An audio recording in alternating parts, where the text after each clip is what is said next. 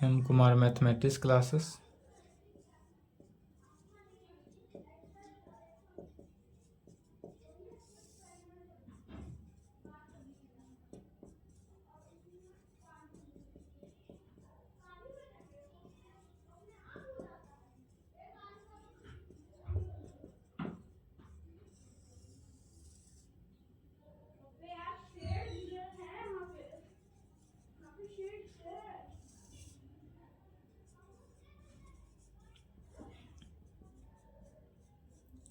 Paper 6 group B,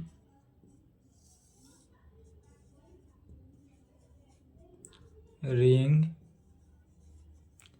integral domain and field, यही चल रहा था। इसमें चैप्टर 1 सेक्शन 1, चैप्टर 1 को 3 सेक्शन में बांटा गया। इसमें सेक्शन 1 चल रहा था। सेक्शन 1 में डिफिनीशन एंड रिजल्ट चल रहा है। तो रिंग के लिए टोटल रिंग जो होता है कितने कंडीशन को सेटिस्फाई हुआ था। पहला डिफिनीशन में क्या बताए थे रिंग के बारे में।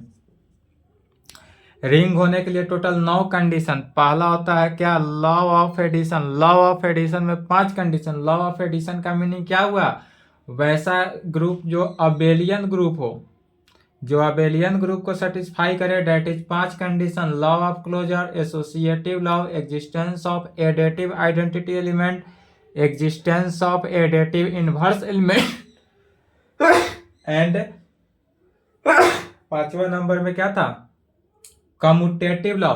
या पांचों कंडीशन को जब सेटिस्फाई करता है वह law of multiplication, law of addition को सेटिस्फाई किया। दूसरा था law of multiplication. Law of multiplication में 2 कंडीशन, एक लॉ ऑफ क्लोजर, दूसरा एसोसिएटिव लॉ। और तीसरा में था डिस्ट्रीब्यूटिव लॉ। डिस्ट्रीब्यूटिव लॉ में 2 कंडीशन था, एक लेफ्ट डिस्ट्रीब्यूटिव लॉ, दूसरा राइट डिस्ट्रीब्यूटिव लॉ। और यह पूरे कंडीशन सेटिस्फाई हुआ तो उसे क्या कहते थे, रिंग कहते थे। दूसरा कंडीशन बताए थे कम्यूटेटिव रिंग। कम्यूटेटिव रिंग किसे कहते हैं, कम्यूटेटिव रिंग के लिए था कि वैसा रिंग जो कम्यूटेटिव लॉ को सेटिस्फाई करता हो under multiplication.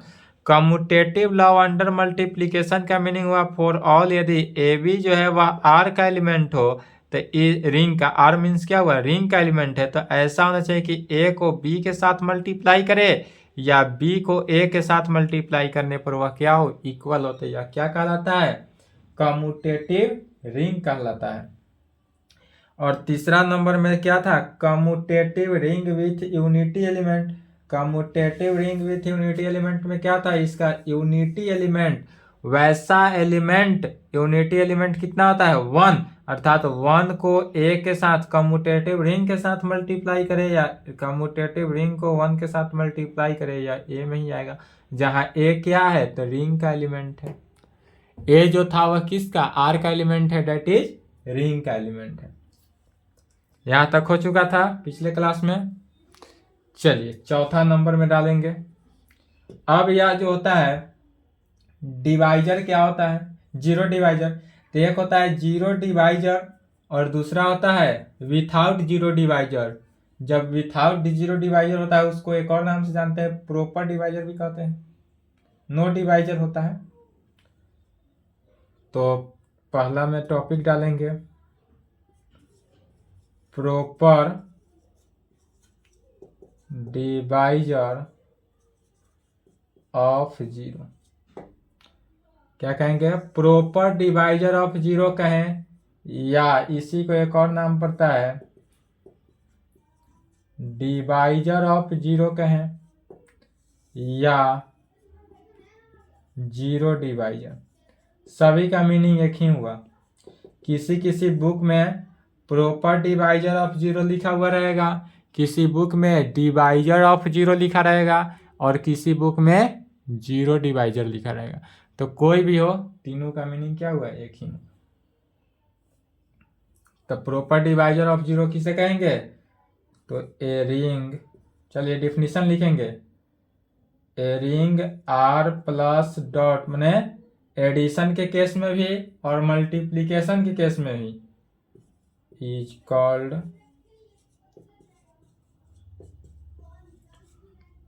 Called proper divisor of zero. Proper divisor of zero कहें या डिवाइजर ऑफ जीरो कहें या जीरो डिवाइजर कहें, सभी का मीनिंग क्या हुआ? एक ही हुआ। कब? तो इफ जब आर कंटेन करता हो, क्या कंटेन करता हो? तो R contain at least two element, at least two elements. A ring R addition के केस में, मल्टीप्लिकेशन के केस में is called proper divisor of zero कहें या डिवाइजर ऑफ जीरो कहें या जीरो डिवाइजर कब होता है? तो इफ यदि आर जो है वह कंटेन करता हो एटलीस्ट टू एलिमेंट्स में। आर किस में? टू एलिमेंट में कंटेन करता हो। डेट इज इसका मीनिंग हुआ कि यदि ए और बी जो है वह आर का एलिमेंट है, ए आर का एलिमेंट, बी आर का एलिमेंट, और इस प्रकार से होगा सच दैट कि ए जो है नॉट इक्वल टू जीरो, ए ना जीरो के इक्वल होगा ना बी जीरो के इक्वल होगा। दिस इम्प्लाइड ए बी जो है वह जीरो होगा। प्रॉपर डिवाइजर जीरो का मीनिंग यही हुआ कि ए और बी, ना ए जीरो हो ना बी जीरो हो, लेकिन दोनों का मल्टीप्लिकेशन जब करेंगे तो वह जीरो के इक्वल होता है। और यह किसी भी कंडीशन में नहीं, यह सिर्फ और सिर्फ क्या होता है? मैट्रिक्सेस में ही सेटिस्फाई होता है यह वैल्यू को। अदर किसी भी एलिमेंट के साथ यह ऐसा कोई एलिमेंट नहीं है जो ए जीरो ना हो, बी भी जीरो ना हो, लेकिन ए और बी को जब मल्टीप्लाई करे तो वह जीरो हो जाए। तो यह कंडीशन किस में सेटिस्फाई होता है? मैट्रिक्स में, मैट्रिक्सेस। तो कहेंगे एग्जाम्पल में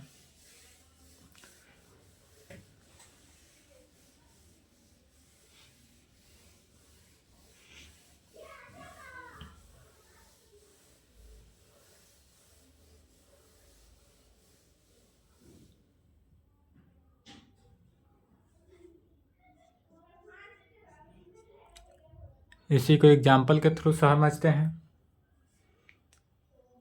लेट हम यहाँ पर मान लेते हैं यदि कोई एम बी द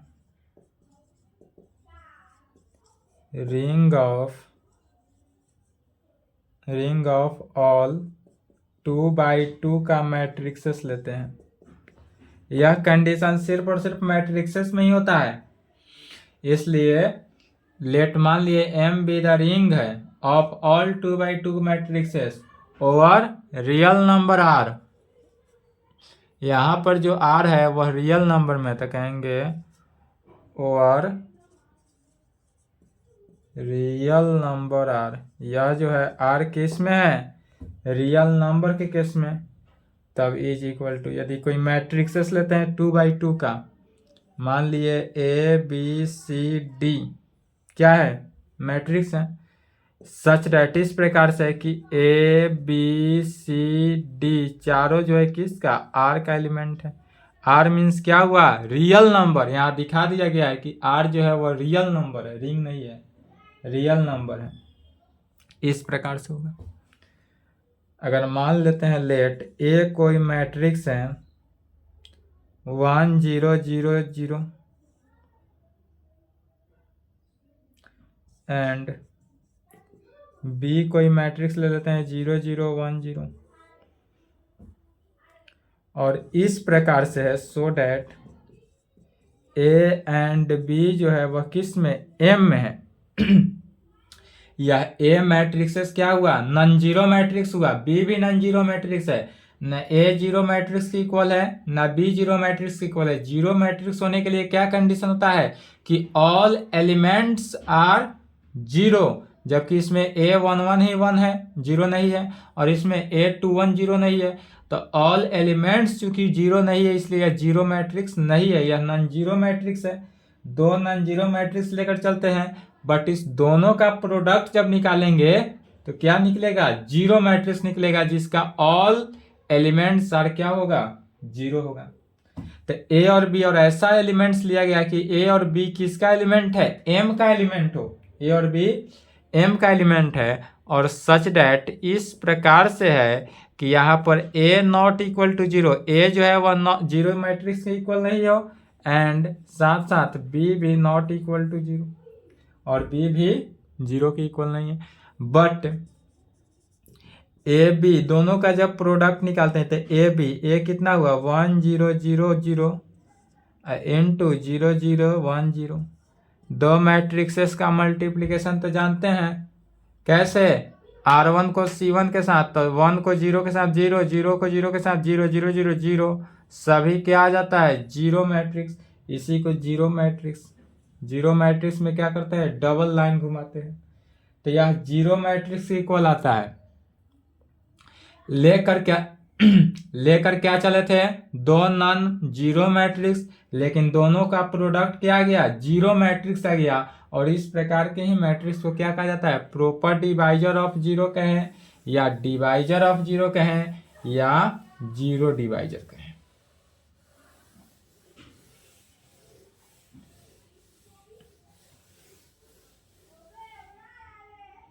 तो यहां से कहेंगे 10 वी गेट क्या पाए, 10 we get A not equal to zero and B not equal to zero, this implied A B जो है वह किसके, जीरो मैट्रिक्स के इक्वल है। हेंस यहाँ रिंग जो हुआ एम के केस में, अब आर नहीं लिखेंगे यहाँ पर, रिंग चूंकि किस में, एम में मानकर चले तो एम ही लिखेंगे, जो लेकर चले उसी में, तो रिंग एम एडिशन के केस में, मल्टीप्लिकेशन के केस में, और इज ए, इसको क्या कहेंगे, प्रॉपर डिवाइजर ऑफ जीरो, या डिवाइजर ऑफ जीरो, या जीरो डिवाइजर। ये ना सोचे कि ये सब एग्जाम में नहीं पूछेगा तो पढ़ना जरूरी नहीं है, ये सब पूरा रिंग जब पढ़ेंगे तो proper divisor of zero, zero divisor, यही सब पढ़ना है, इसी सब से थ्योरम चलेगा, इसीलिए इसको भी बताया जा रहा है, इसको पढ़ना अनिवार्य है। और दूसरा में क्या था, विथ आउट जीरो डिवाइजर होता, without zero divisor, without zero divisor कहे, या no divisor of zero, no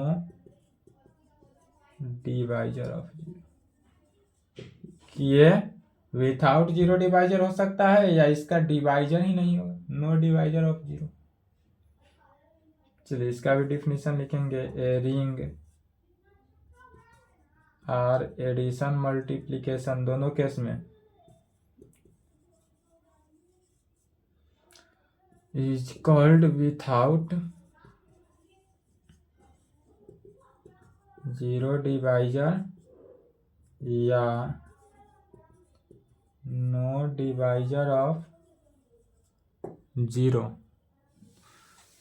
यह without zero divisor of zero होगा या नो डिवाइजर ऑफ जीरो होगा, लेकिन कब होगा, तो इसके लिए भी कंडीशन है, if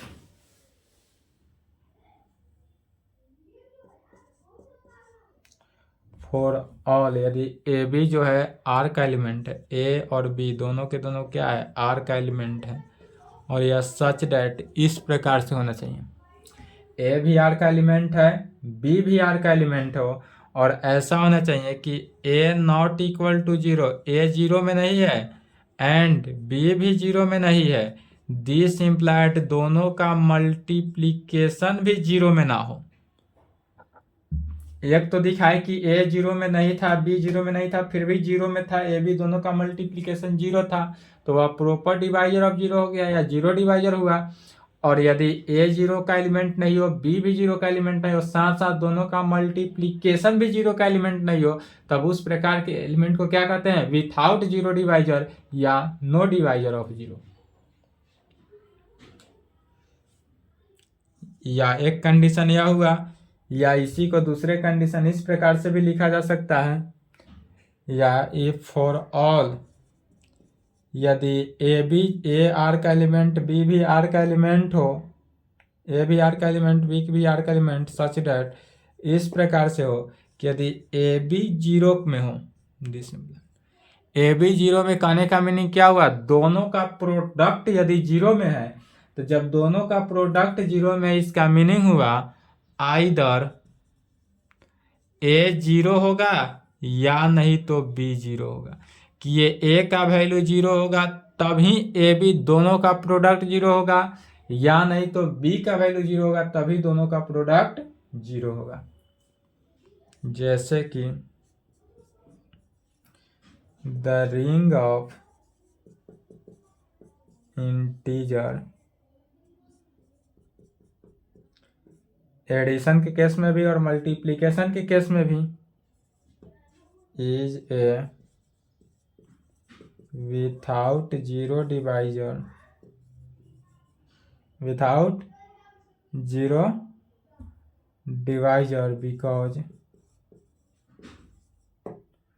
for all A B Z में है सच डैट इस प्रकार से हो कि ए तो नॉट इक्वल टू जीरो, ए क्या है जीरो का एलिमेंट नहीं हो एंड बी भी जीरो का एलिमेंट नहीं हो, दिस इम्प्लाइड ए बी भी जीरो का एलिमेंट जीरो की इक्वल नहीं हो, न ए जीरो की इक्वल हो न बी जीरो की इक्वल हो, तब दोनों का प्रोडक्ट भी क्या होगा, जीरो की इक्वल नहीं हो।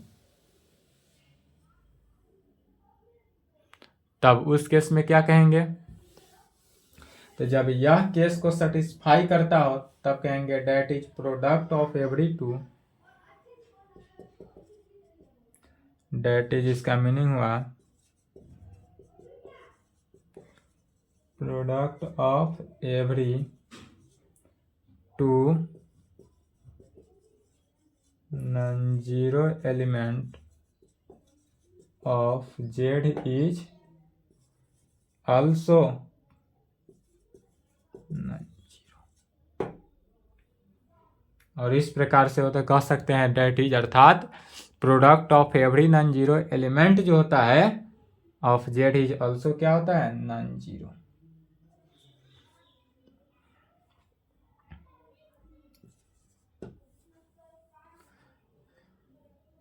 इंटीग्रल डोमेन, यह आपने पार्ट 2 में भी पढ़ा था। इंटीग्रल डोमेन को शॉर्ट फॉर्म में आई डी से सूचित करते हैं, आई डी से डिनोट करते हैं। आई डी का मीनिंग क्या हुआ, इंटीग्रल डोमेन, या पार्ट 2 में भी था। तो इसका डिफिनीशन लिखेंगे, इंटीग्रल डोमेन किसे कहेंगे, a commutative ring with unity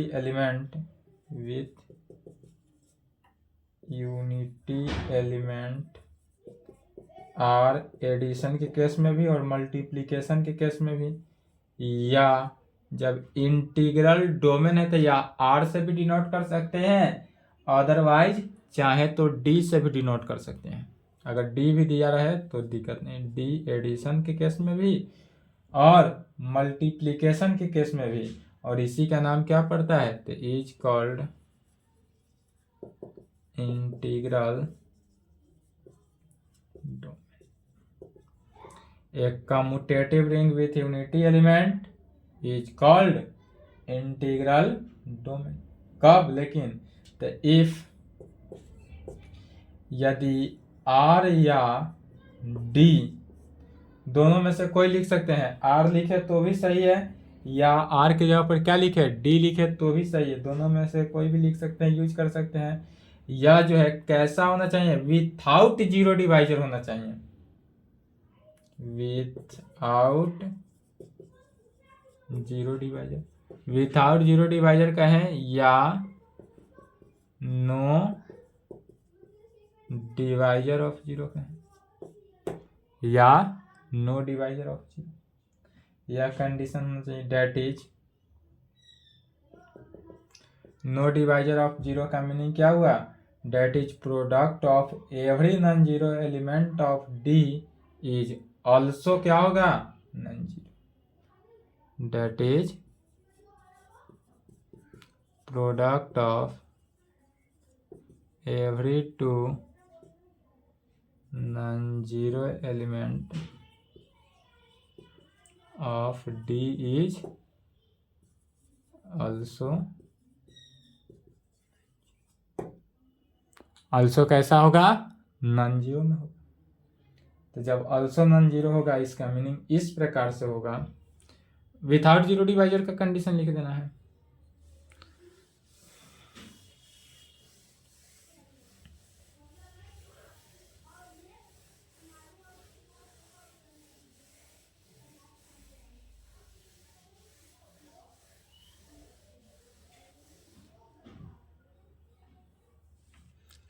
date is for all, यदि ए डी का एलिमेंट हो, बी भी किसका, डी का एलिमेंट हो, और सच डेट इस प्रकार से है, तो क्या होता है विथआउट जीरो डिवाइजर का कंडीशन कि यदि ए बी जो है वह जीरो में हो यहाँ पर क्या कर रहा है, ए बी यदि जीरो में है, इसका मीनिंग हुआ क्या, आइदर कि ये ए जीरो होगा या नहीं तो बी जीरो होगा।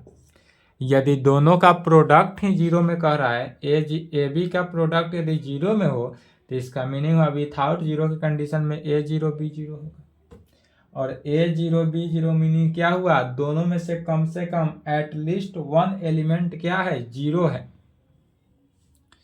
वन एलिमेंट तो जीरो है। तो यदि ए बी जीरो है, इसका मीनिंग हुआ at least one zero, at least one zero, कम से कम एक जीरो होगा ही होगा।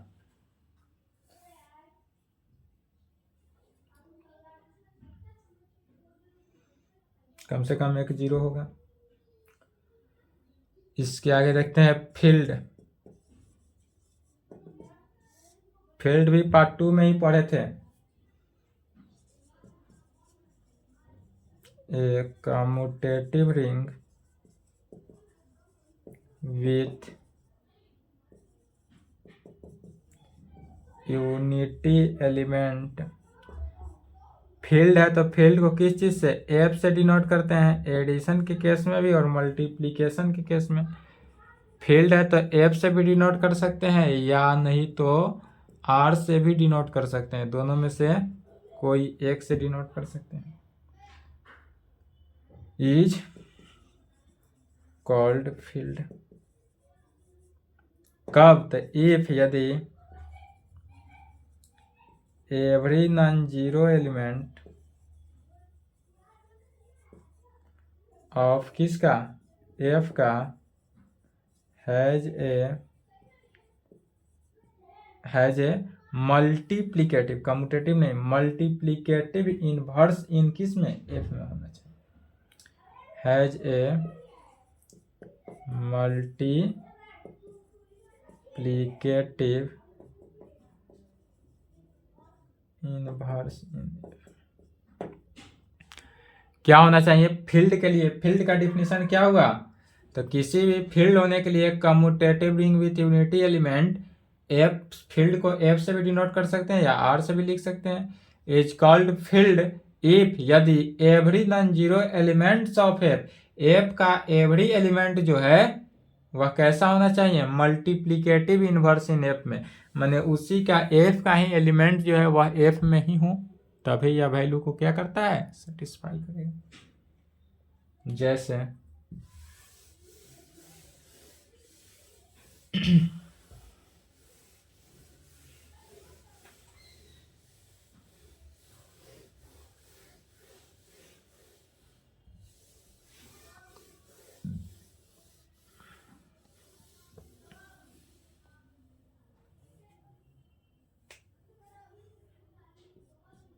जैसे कि एग्जाम्पल में कह सकते हैं द सेट ऑफ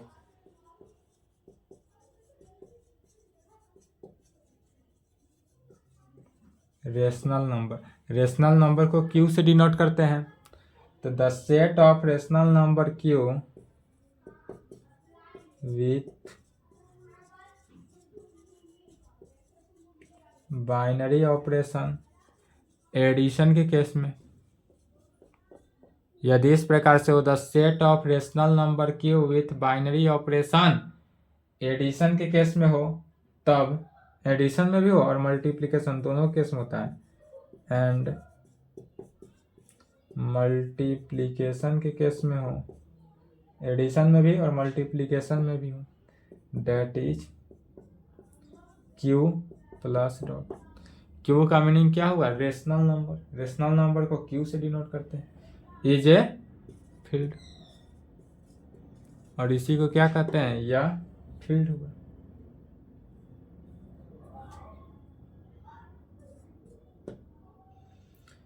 इसके आगे होता है next distinguish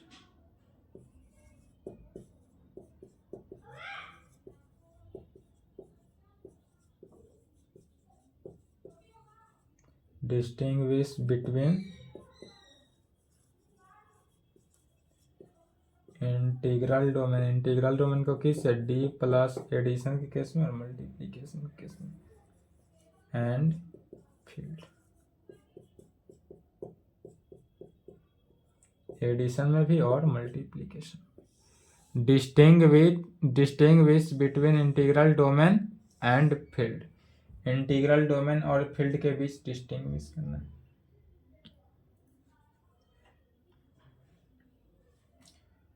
from,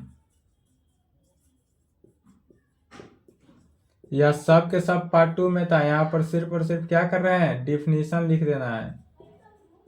integral domain D and field F, it is clear that both integral domain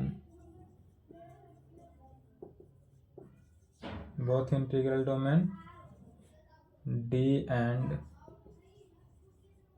field F are commutative ring with unity element. Commutative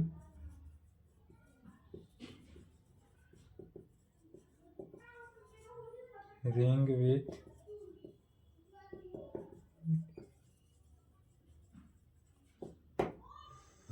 क्या लिखेंगे?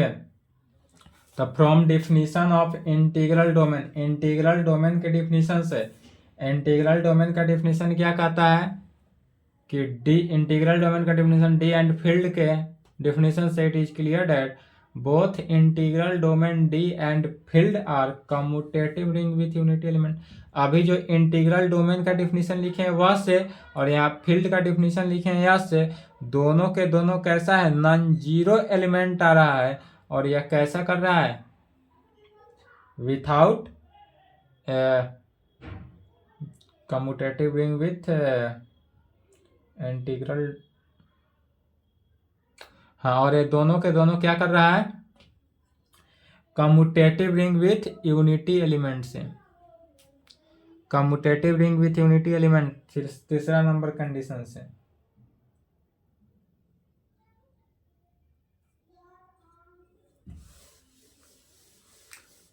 अब एडिशनल कंडीशन से क्या होता है?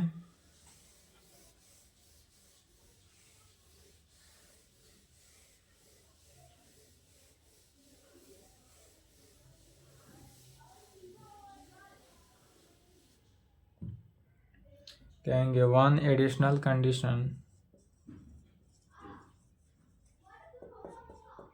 One additional condition of integral domain. यदि हम integral domain D से डिनोट करेंगे, तो one additional condition of integral domain D से आएंगे, और एक बार किस से? फील्ड से आएंगे। दोनों से दिखाना है, क्योंकि डिस्टिंग्विश है, मतलब दोनों के बीच का डिफरेंस है, तो पहले इंटीग्रल डोमेन से देख लेते हैं। तो क्या हुआ? One additional condition of integral domain D is D is without zero. जहां पर डी जो है वह क्या है, यह विथआउट जीरो डिवाइजर है। डी जो है वह विथआउट जीरो डिवाइजर होगा। तो विथआउट जीरो डिवाइजर का मीनिंग क्या हुआ, that is for all A b यदि डी का एलिमेंट है सच डेट इस प्रकार से है, सच डेट इस प्रकार होगा कि ए बी जो होगा वह जीरो का होगा। This implied either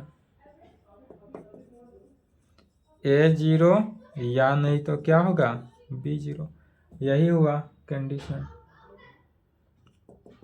date is for all यदि A for that is A B जो है यदि डी का एलिमेंट हो तो सच डेट इस प्रकार से हो कि A not equal to zero B not equal to zero. This implied A B भी नॉट इक्वल टू जीरो। यही था इंटीग्रल डोमेन का कंडीशन। एंड सेकेंड में कहेंगे one additional condition of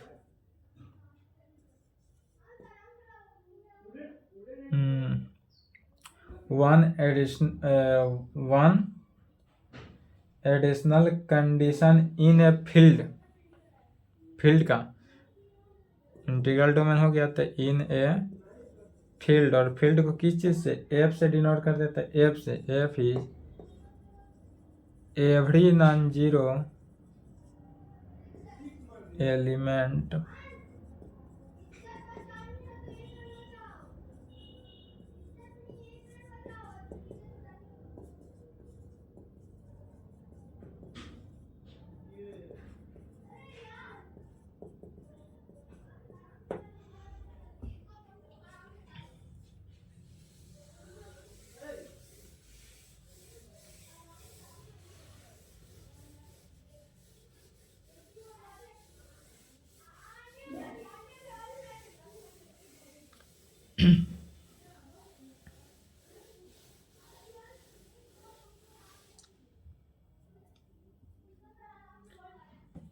date is, इसका मीनिंग क्या हुआ, फॉर ऑल ए जो है not equal to zero. A zero का एलिमेंट जीरो के इक्वल नहीं, और ये किसका एफ का एलिमेंट है। एफ का एलिमेंट का आने का मीनिंग क्या हुआ, फील्ड का एलिमेंट है, या ए जो है वह किसका फील्ड का एलिमेंट है। तो यह इनवर्स में इस प्रकार है कि वन बाई ए भी किसका होगा, वन बाई ए कहे या ए इनवर्स कहें, या भी उसी फील्ड का एलिमेंट होगा। और इस प्रकार होगा सच डेट मल्टीप्लिकेटिव इनवर्स में क्या होता है, तो A into A inverse is equal to A inverse into A जो है किसके वन की। तब इससे कंडीशन क्या निकलता है, every field is an integral domain but every integral domain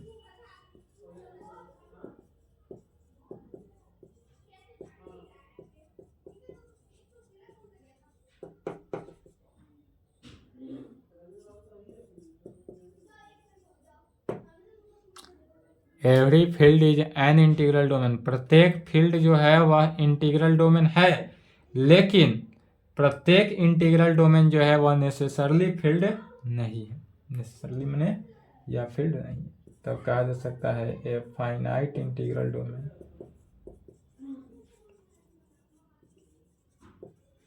a finite integral domain is a field. A finite integral domain जो होता है वह कैसा है, फील्ड है। इतना कंडीशन को याद रखेंगे, और इसके आगे जो है थ्योरम है। नेक्स्ट क्लास में थ्योरम देखा जाएगा, या जितने भी 3 लेक्चर चला है, लेक्चर 1 में तो कुछ पढ़ाए नहीं थे, लेक्चर 2 और लेक्चर 3 2 लेक्चर से ही पूरा रिंग थ्योरी समाप्त हो जाएगा। सभी में इसी का यूज है। थ्योरम 1 जो है, कल का जो थ्योरम होगा वह मोर इम्पोर्टेंट थ्योरम है। अब प्रत्येक थ्योरम से बढ़ते जाएंगे, ठीक है। यहाँ तक कंप्लीट करें, आज के लिए इतना ही।